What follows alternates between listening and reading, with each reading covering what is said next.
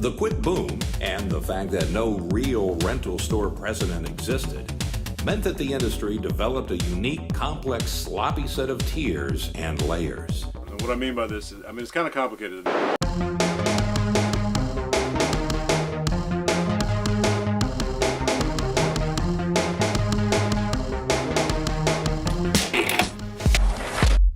Rental shops, of course, had to get their products somehow, but it wasn't practical for them to contact all the various video companies. Although, as a side note, that conversation did work the other way around. My name is Walter Ruther. I was a salesman for Camp Video in 1987.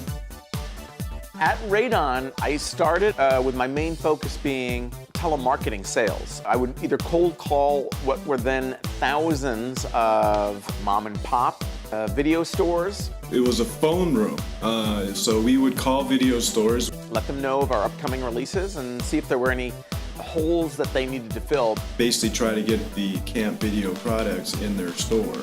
I didn't feel particularly hounded, though, by those people. Did you?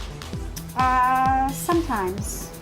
We'd call up all these video stores and we'd offer them a 3-pack, and it was a buy two, get one free deal. And essentially it was Hollywood chainsaw hookers.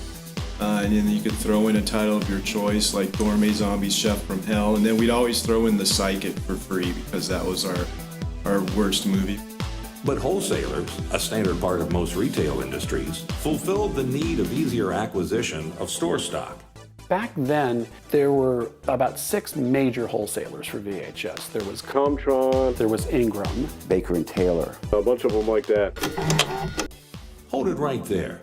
We typically think of a theatrical release, no matter how limited, being so much more prestigious that it was used as a selling point to later support a home video release.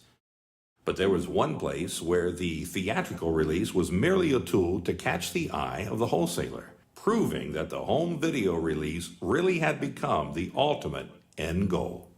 One of the places you always had to play was Des Moines, Iowa. Everybody had to play Des Moines, Iowa. There were top 10 markets.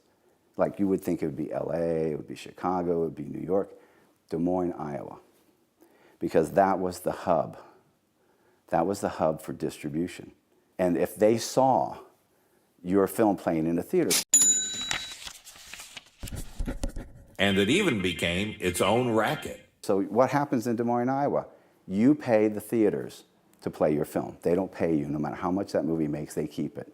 You pay them. There were movie theaters that opened in Des Moines, Iowa that did nothing, but they were only there to play movies for people who were willing to pay them to play. Now here's where it gets interesting. Taking form in its own messy fashion, the video industry had a whole other layer of middlemen. these other subbies, and there was about 25 of them, and they were really small little phone rooms all over the country. And they would take your movies.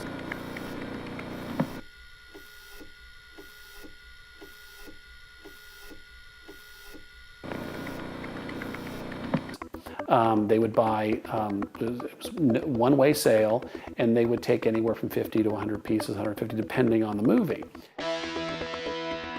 The customers started all coming in that were looking for unusual things, and what about this, and what about that, and you know, so there was no internet.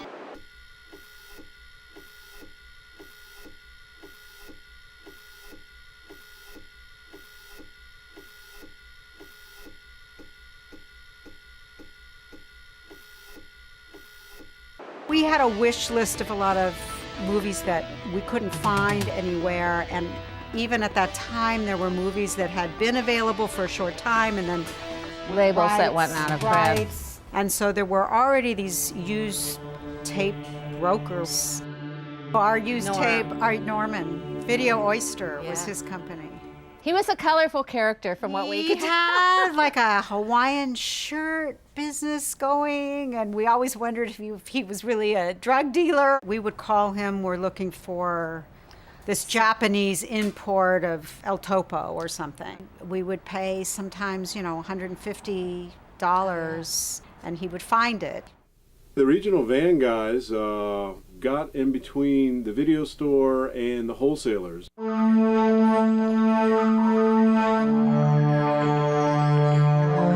And they would just get a hold of whatever they could to sell, whether it be adult films, hardcore XXX B movies, studio movies that were 30 to 60 days old. That were, some stores would buy too many copies and they would take so many off of them and take them to other stores where they might rent better. So the van guys basically went around from store to store to the independent mom and pop stores with basically a pickup truck full of a variety of tapes that they would offer them at a pretty inexpensive rate. If a store was going out of business, they would buy a bunch of tapes. And that's how a lot of the independent stuff kind of got mixed in with studio stuff and the adult films with these van guys that would drive around. And they would cover 300-400 mile radius